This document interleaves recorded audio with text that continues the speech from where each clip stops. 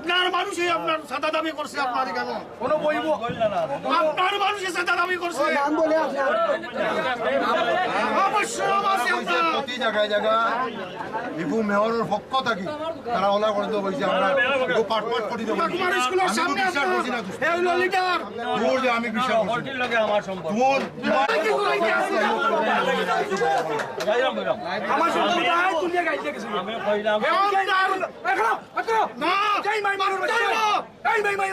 তোমরা কার কোথায় না তুইছো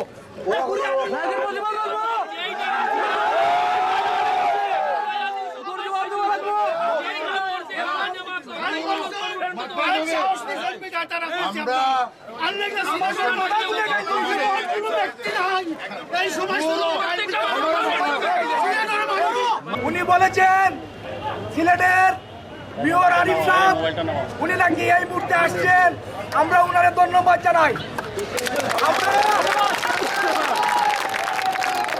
আমরা উনি আসলে আমরা যতটুকু সম্মান দেওয়ার আমরা সম্মান দিব, এবং আমাদের এই যে মাছ এবং টাকা লুট করা হয়েছে সাহেব বলেছেন উনি উনির ব্যবস্থা করে দিবেন।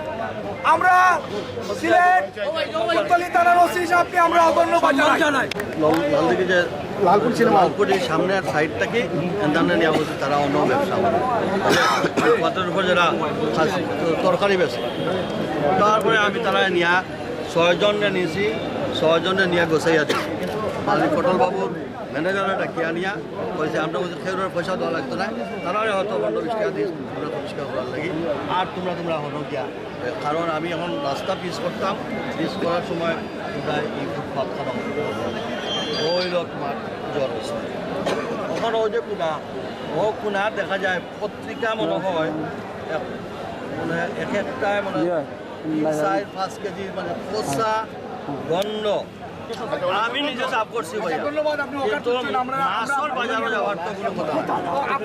আচ্ছা আমি দেখলাম মাছর বাজারও তো আমরা এবার কথা আর তো কোনো কিছু আছে আর কিচ্ছু নেই, খালি আসিল এইসব। কিন্তু আপনার মাছ আমার মানুষের শুধু লাইটটা জ্বালানো মোবাইল এগুলো আমার মাছ আবার মাছ সময় আইসিও না বাজারও।